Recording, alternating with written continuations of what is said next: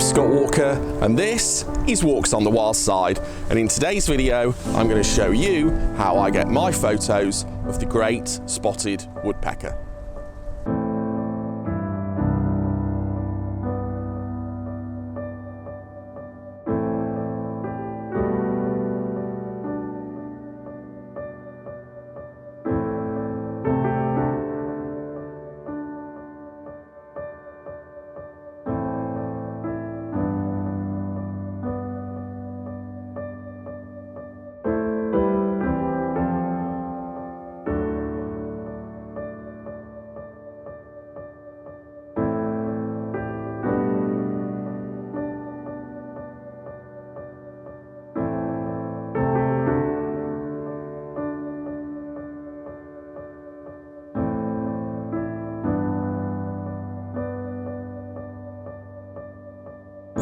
Welcome back to Walks on the Wild Side.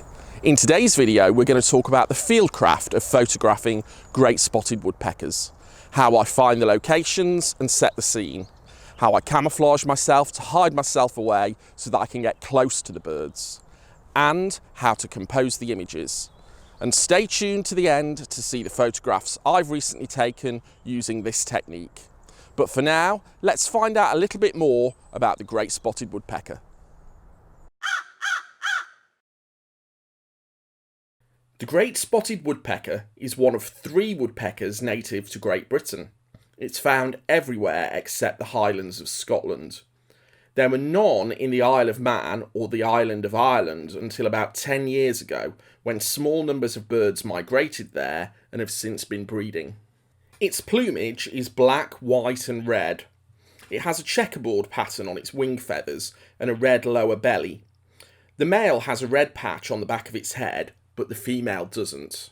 It is about the size of a blackbird, and it has 4 claws on each foot, 2 at the front and 2 at the back, and these help it to cling on to anything vertical.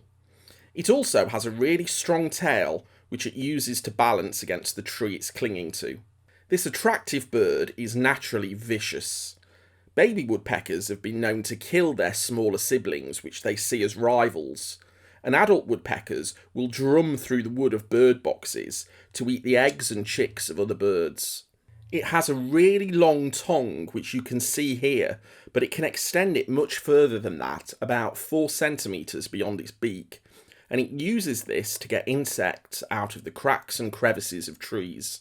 Whilst great spotted woodpeckers aren't particularly timid birds, they don't like to be observed eating. Perhaps they think you might steal their food source. So if one knows you're there, it will either move around the back of the tree trunk where it can't be seen, or it will fly away. So if you're unsure where to find great spotted woodpeckers near to where you live, the best thing to do is to look on Instagram, Flickr, 500 pics, places like that, to see where others have taken photos of these birds. Now, when I'm looking for locations, I particularly look for places where there's a border between some woodland and some flatlands, like farmland, for example. And here is a great example. We're at the edge of a wood. And that allows the birds to come out of the trees, down onto some branches or fallen wood that may be around the woodlands, and you can get some great photos there.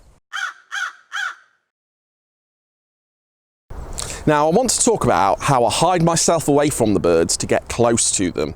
But before that, if you're finding this video useful, please hit the like button.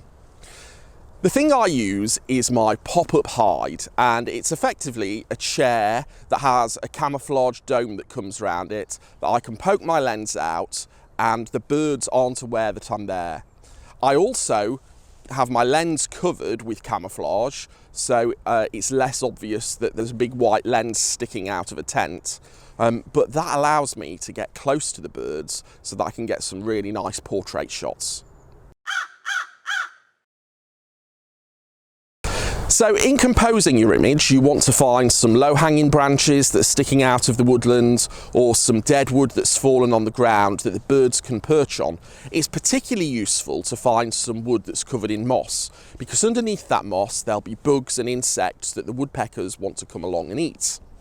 Now, you can also encourage them by laying down some red covered peanuts. They love them. But don't go into the woodland and point your camera up.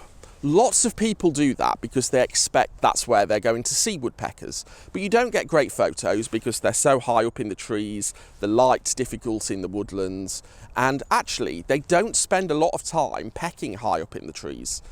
They do this round about April to July when they're breeding, and also just prior to that when they want to excavate a new nest within the tree to breed in. But at other times of the year, you don't hear them pecking away at the wood high in the trees as much. So it's much better to find yourself a location where the birds can come down to you and you can get some nice portrait shots. So that's it. That's the technique I use to find and photograph great spotted woodpeckers. Other than this, it's just a matter of being patient, like with all wildlife photography, and sit and wait for the birds to turn up. If you've found the right locations and you've followed these techniques, you will get photographs of woodpeckers. And so here are some of the photos I've taken over the last few weeks using this technique.